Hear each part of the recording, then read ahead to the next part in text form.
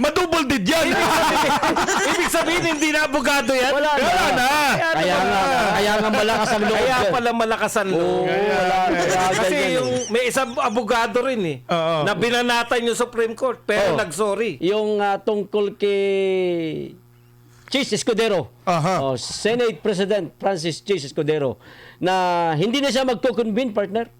O tungkol doon sa sa impeachment ni VP Sara, nabalitaan niyo ba 'yon?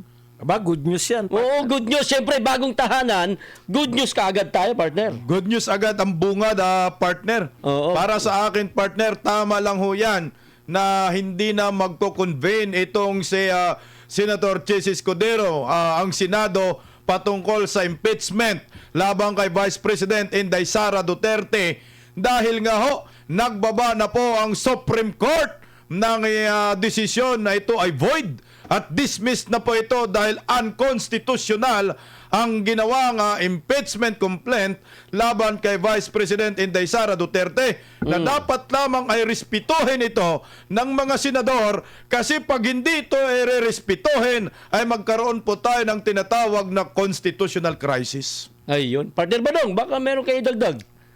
Marami, partner eh. Ayan. Kasi talagang etong meron 3 itlog dito sa Senado. Ha? Etong mga matagal ng mga mga kulentong eh. Kulentong. Yung mga dilawan ba, partner? Wala nang ginawa yan kundi alam po ninyo, tayo po ay rule of law po ang dapat na mangibabaw sa atin, no? Kanya-kanya po kayong trabaho, di po ba? Samantalang ito po nagpasya na po yung Supreme Court na unconstitutional, no? Ibig sabihin kayo pong mga senador, hindi naman po kayo yung sinabing unconstitutional. Ang sinabi po yung ipinasa sa inyo na reklamo. Ayun. Yun ang unconstitutional. Nagtataka ko, dapat ang umaangal lang po diyan yung sinabihan na ang constitutional yung ginawa nila. Yung pong mga taga-HOR. Pero takang-taka ko rito sa 3 itlog. Ayan. At saka dito. Ha? Kilala niya yung partner eh. Kilala. Partner, diba? anong klaseng itlog? Bugok ba yan? Bugok. yung itlog na panay dilaw lang. Ay, itlog malat yun! Hindi, dilaw lang talaga. Walang puti. Walang puti. Walang puti. Puro kolesterol. Walang protina. Puro kolesterol, partner. Akalain mo, partner, no? Yung HOR, may karapatan silang umangal. Umangal ng motion for reconsideration. Kasi sila yung sinabihan eh. Correct. Pero etong mga to, anong pakialam nyo ron? Di po ba? Correct. Eh kung natuloy nga yan, dapat judge kayo eh. Kung judge kayo, dapat wala kayong kinikilingan. Eh, kampi kagad kayo sa prosecutor eh. Yung HOR, sila yung nag-uusig eh. Bakit nyo kinakampihan? Bakit kayo yung humihirit? Bakit kayo nagsasalita na mali yung ginawa ng Supreme Court? Doon ako nagtataka. No? Okay lang kung si Gadon. Alam mo yung sinabi ni Gadon, partner? Ano ba sabi? Pambihira. Aba, alam ni... Gayahin mo, Bisna. Sabi ni Gado na, yung Supreme Court, tuta ng mga Duterte, tuta! Siya naman kaya, partner. Tuta rin naman siya. Kanino? Kaibigan ko. Mahal nating presidente. Yan. Ay, mahal. Oy, mahal na natin yan. presidente. Siya nga pala. I-congratulate ko lang ang ating mahal na presidente, Bakit? partner. Hirap na hirap akong banggitin, ha? Hirap kang banggitin yung mahal. Nabubuyoy ako, partner. Partner, nahahawa ka, nauutal ka na rin. Pagka yung mga salita na yan, nabubulol ako, partner. Congratulations nga pala sa ating mahal na presidente. Ayan. Nakaraos, partner, sa kanyang sona. Nang dahil sa kanyang suna, gigil na gigil si Gadon. Gusto ng mga gat. Grabe. Oo. Alam mo, partner, itong ginawa ni Larry Gadon, hindi po ito makatarungan. Dapat po magpasaho ng parang manifesto itong Supreme Court na pwedeng i-contempt itong si Gadon dahil mantakin mo unanimous decision Supreme Court 13-0 yan, partner. Kinontra mo yan. Eh, ikaw dati kang abogado tapos ganyan ang turing mo sa kagalang-galang ang kataas-taasan na Korte Suprema na para bang pinalabas mo na yung mga huwis daan sa Supreme Court ay tuta ng mga Duterte. Sinabi niya talagang tuta, partner. Tuta, oo. Sinabi niya Oo, talaga. oo. Ang lakas na, sigaw. Napasigaw nga siya sa galit, partner. Nanginginig pa. At galit na galit talaga. Oo, nanginginig pa. Kaya dapat niya si Gadon tanggalin na sa pagka-abogado. Disbarred na yan. Ayun na, na-disbar Huwag mo na naman eh. tanggalin na. Ay, ibig ko sabihin- Madouble did yan. Ibig sabihin, hindi na abogado yan. Wala na. Wala na.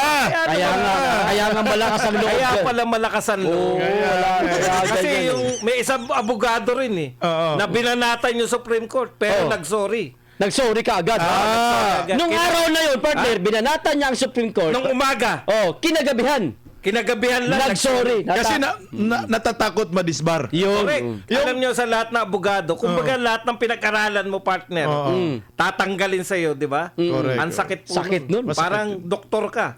No? Tinanggalan ka ng pagka-doktor. Mahirap po yun. Lahat na ng inaral mo yan. Kumbaga achievement mo, tinanggal bigla. Ginastusan. Kaya ayaw yan nung wag na nating pangalanang Laila de Lima. Saba. Ayan na naman kayo. Kaya ang mga natira, yung mga bugokis na abogado na lang. Yan. Katulad ni Shell Joke. Ayan na naman. Ayan na naman kayo. Kababalat niyo. Malipat na Hindi. naman tayo. Malipat na naman tayo ng ibang bahay nito. Hindi na birada agila. Hindi, nagpapatawa lang. Wala. Hindi, si Nagpapatawa lang. Shell Joke mo naman talagang inaayon lang natin eh. Kasi Shell Joke no kasi dahil komedyante siya, Meron siyang taglay na. kabukog. Hindi. Meron siyang taglay na pagkakabayan. Pambihira. Ano bang bihira yun? Kabubuhan. Hindi. Ay, di ba? Sorry po. Nagpapakabait na po kami. Hindi. Pero may partner siya. Kaya ito hindi abogado. Ano? One-sided eh. One-sided masyado yung kapartner niya. Ay, Hindi mo ay, papangalanan. nakaganon, partner. Nakaganon. One-sided si Ano Percy. One-sided eh. Alam mo, may kinikilingan eh si Percy. Kumikiling siya. Kiling lagi.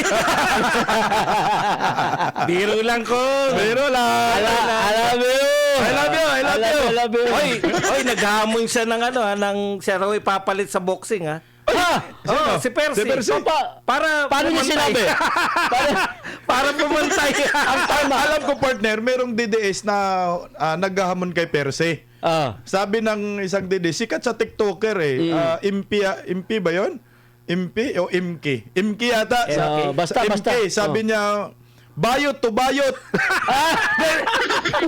Bakit bumigay na ba si Percy? Yun ang yung DDS, aminadong bayot siya, sabi niya. Kaya Si nga, Percy hindi pa bumibigay. ewan ko, kasi ang sabi ng bayot to bayot daw, bakla to bakla, baksing for akos daw eh. Partner, punta na tayo sa office. Ay, ginoo. Okay, larga na, partner. Opinion mo.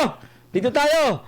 Kontento ka ba sa kabuuang mensahe at nilalaman ng ika-4 na SONA ni Pangulong Marcos Jr.? Unang tanong niya, partner, ha? Aha. Pangalawa, at anong grado ang ibibigay mo sa ika-4 na SONA ni PBBM? Partner, sandali, bago ka ibigay sa inyong mikropono.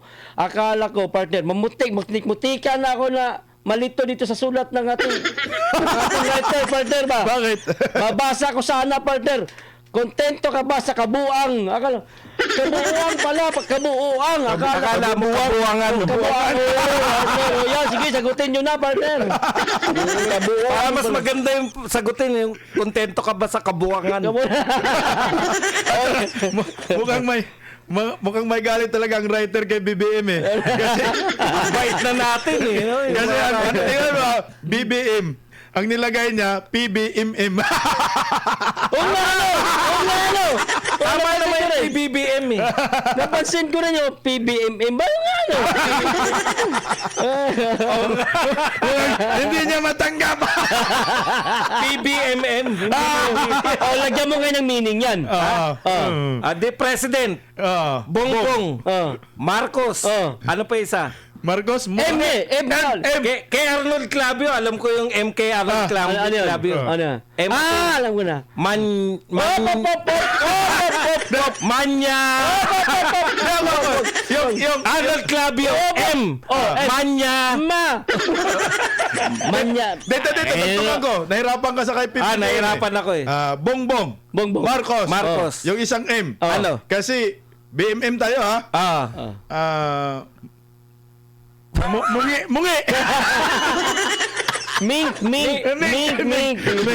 Okay, Biro lang, Mr. President. Papatawa lang po.